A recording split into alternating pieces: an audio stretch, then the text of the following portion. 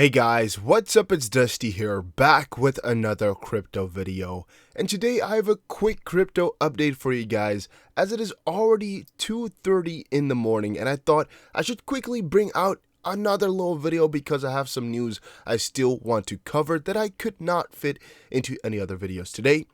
But then on the other hand, I'm like, I can also just do it tomorrow in the morning, right? So I had a little bit of debate, but here's hopefully a small little video about some miscellaneous cryptocurrency that you really still need to watch. Again, there are the titles. But guys, also, for this video, if we can hit 400 likes within 24 hours, which I'm assuming we don't, but if we do, we're going to be giving away $40 worth of crypto. You might be wondering, why is it sometimes 40? Why is it sometimes 50? There's actually a very funny story behind it, but I will tell you guys if we actually do reach that amount of likes. If you want to enter the giveaway, make sure you press the like button right now. Put something in the comment section so you can actually be picked, and of course, have the notification bell on. So first off, guys, here's actually a cool reply to one of my videos that I had earlier today. It was actually from Dog for Show, and he said, the way for governments to kill Bitcoin is to compete with it. And when I saw this, I just had such a long new thought process that I really had to just like it for that reason. Just because it made me think about so many possibilities, so many ends, so many problems, so many inconsistencies. Really a good one. Really good title right there. But before we get into that, make sure you go ahead and check out my second channel called Dusty Finance. It's actually a channel focused on traditional finance rather than cryptocurrency, but it will definitely help you out. I definitely think you should check it out right now. It's all worth it, guys. I put a lot of effort into making these videos, and tomorrow I'll upload another video on there, so make sure you go ahead and check it out. Now, this article says, the way for governments to kill Bitcoin is to compete with it. According to Amos, the most efficient way for governments to kill Bitcoin will be to compete with it.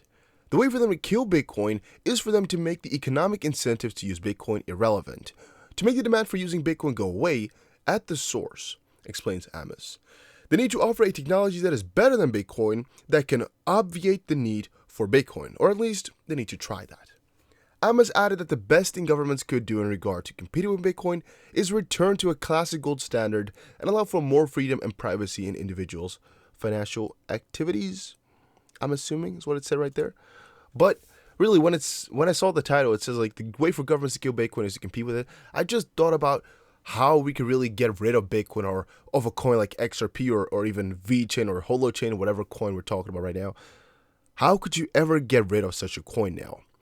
I personally find that a very difficult question to answer because it's really hard for me to imagine a world without cryptocurrencies being in it whatsoever. I know obviously they've not been around for that long. Even for the last couple of years, like 3 or 4, they've really been popular, and they've only been in existence for less than 10. So, of course, I can imagine the world how it was before cryptocurrency came into existence or was popular, or before I got involved with it. But really to kind of unthink the technology and to kind of all put it away is impossible to me, because I think blockchain has such huge potential. It will always stay here from now on. It can never go away again until we find something that's even better than blockchain, something that's from a different approach, but then, or from kind of the same approach probably, but then better. Maybe something like Holochain, for example, haha. But really, how I'm seeing this all is we can never really delete any of it all anymore. It's there now. And the only way for a government really to make sure that people do not buy Bitcoin anymore is to really give people some reason not to. And what I'm trying to say with that is they really need to give us something good for the money right there by either having a government, decentralized new payment store of value gateway. I don't even know how they're going to do that or try to do that. But really, they got to figure out something private for everybody, which is again going to be decentralized because we don't want no middleman. That's what Bitcoin people want. And also, it's got to be a good store of value. I don't know how they're going to be doing that, but I just thought about it and I was like, wow, it's a pretty good question to ask yourself. Billionaire investor Tim Draper is hedging his $250,000 Bitcoin price call. So billionaire investor Tim Draper has made headlines for famously predicting $250,000 by 2022, and on Thursday he reiterated the call, albeit with a slight edge. During the interview with Yahoo Finance, to announce the launch of Grit BXNG, the boxing gym Draper invested in that will be the first ever gym to accept Bitcoin. He extended the timeline of his call a bit to 2023. So 250,000 by 2022, and I'm hedging a little. Maybe Q1 2023, he said. It may be Q1 2023, but it will be 250,000 before that. And that's what he kind of added it towards, or added to his whole call. Interestingly, Draper didn't increase his price target since Bitcoin has seen a bit of a boost on the back of market volatility amidst an ongoing US-China trade war drag down stocks and global bond yields. That boost led many, including hedge fund founder Kyle Bass, to conclude Bitcoin was being seen by some as a digital cold safe haven investment rather than just a speculative digital currency. Again, that's why a lot of people are buying Bitcoin right now. And that's, again, also coinciding with the previous article, why you really can't get rid of it anymore. It's like one of the safest things ever. But Draper hasn't given up on that use case for cryptocurrency just yet by pushing Grit BXNG, which again stands for boxing most likely, to accept it as a payment. He pointed out the company would be able to avoid the payment processing fees associated with processing credit card payments, even though most of the time it's not that high. And again, Bitcoin could also be taking a little bit of a fee. Maybe the fee has to be from the client side, like the person has to send with the fee, and I don't know, they can think of a lot of different stuff. Maybe they don't go for only BTC, maybe some other cryptos as well. Could be a lot of interesting things. I'm the first customer he's had who paid in Bitcoin, and by the way, I was a little reticent to do it because I know what that stuff's worth, he joked, adding that the cryptocurrency will always stand apart from its competitors, including Facebook's Libra coin for being the leading decentralized currency. XRP Neo XVI or 16, XP Anderson said on Twitter, people who complain about the XRP escrow by Ripple have to understand that Ripple uses the escrow as a way to expand the XP network. Ripple is the only company in the space that really has a strategy to dominate in the future. Rapid partner exchanges, way underrated. Something I find really interesting is the amount of hate towards Ripple owning a lot of the XRP, and I do not blame a lot of y'all. I can understand why the frustration is there or where it is built upon. As, again, if I did not know the situation as well, I would also be confused, like, why would you ever invest into a cryptocurrency where, one party owns the majority of it? They own like 50% of all the coins. You just have it to sell. Why would you ever buy that? Because that sounds like the stupidest idea in the world. But then you hear what they have it for, what they've planned, how it is being used, how it is being taken out of escrow every month, how it all works out. And then I'm like, you can start to understand what the reasoning behind it all is, instead of just, being completely for themselves. It's also to further the ecosystem for XRP. And I think that had Ripple not had all of these coins, XRP would still be, it would kind of be useless. I mean, who would use it right then and there? Like, if they didn't push it and they didn't have that much, it would just be kind of a quick, cool, fast coin, but really with no major use case. As XRapid, it would probably not be that existent, or Spring would have nothing to go for as they would have no money. It's really kind of interesting how that all works out. Tron CEO Justinson offers 10 Bitcoin to find Binance's KYC hacker. It backfires though.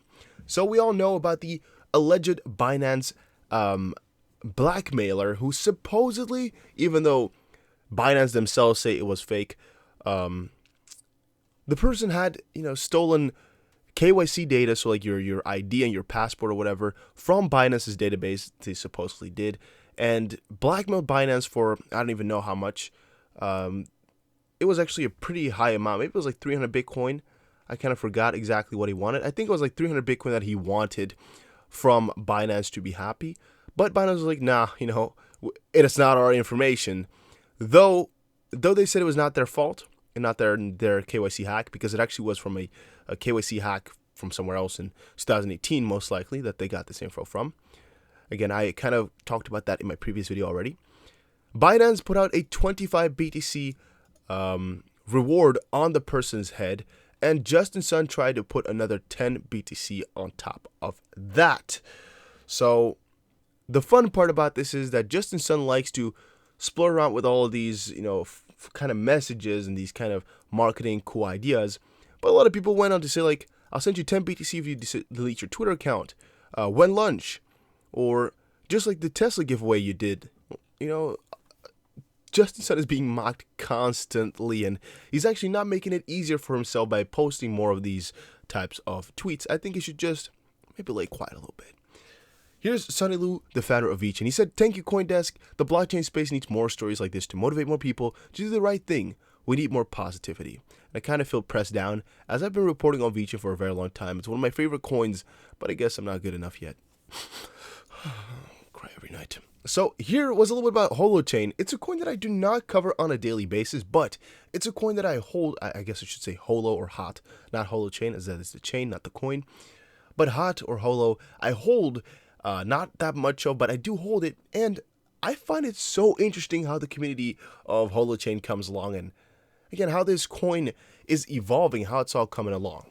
So here from Tayfun, he says HOLO hot Holochain. He actually has a Reddit post attached which says Project 1800 is building on Holochain.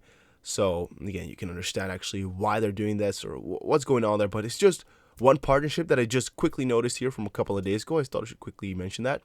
King Holochain says on Twitter, "Still holding my bag of hot no matter what, hashtag Holochain. There's some people really happy with it, some people totally agreeing, and some people are completely against it, like saying like, why would you do that?" There's a picture of Alt, no idea what kind of crypto this is, but it's Holochain Will, a probably big advocate of Holochain, who normally talks about Holochain specifically. And there were a lot of these positive, I'm just taking an example right now for Alt, even though it doesn't matter if it's Alt or Holochain, it's all kind of the same situation that we're seeing it for. He says, "This will go times 300, possibly even in 2019, and Holochain Will says, "I can dig it." Why I'm trying to say that is because there's multiple people exactly the same way that we see this Gustav here. We're actually that convinced that Holochain will go from 8 Satoshi or whatever it is at right now, all the way back up to the moon, times 300, times 500, times 1,000. I've seen many of these predictions come by. Holochain will see 100 Satoshi end of the year. Again, that's times 12.5 if I'm not mistaken, if it's around 8 Satoshi right now. Because here, this tweet says, "Holochain just touched 8 sats, its all-time low. Could this be the catalyst for a bull run and the resurgence of HOLO? Only time will tell, but in my honest opinion, we could see a bounce at around 67 sats, with the first stop at 20 sats, because this is still a fantastic project." Again, pretty interesting how this has all been coming along. And definitely kind of funny. But most of the people in the Holochain community that I found here, all these people out there have just been extremely positive. Except for, of course, that one person out there, this one right here. "Thank you, Ardbrock. Thank you, Holochain team. Best scam project award goes to Holochain." And it's kind of a mockery of, just the coin going down and down and down. But when I listen to his speeches, yeah, they're just really quite amazing, I personally find. In terms of money, in terms of value for your investment, yeah, I cannot speculate on that, right? I'm not noticing like the real value for your money. If we're looking at hot, it's not doing good in the market cap whatsoever. So again, from that perspective, yeah, maybe it's not the best coin to go for. But in terms of the story and what they want, it does sound quite appealing. So again, I can never give you guys an advice on buying any coins, but maybe, stay away from this coin for right now, as it's just been going downhill. You might be able to time it. Sometimes it's possible, but it's a little bit of a risk you're taking. Long term, what is the coin going to do? I have no idea. I'm not that much of an expert yet to be calling out those things on Holochain. I just know for a fact that I'm holding just a very small amount. I know I bought a lot of Holochain at one point, made some flips real quick, quite a lot of money on the very short term. But long term, I've never held this coin really. I just have maybe a couple of $100 in it, maybe not even 1,000. I don't even know how much it could put you guys. It's not that much though.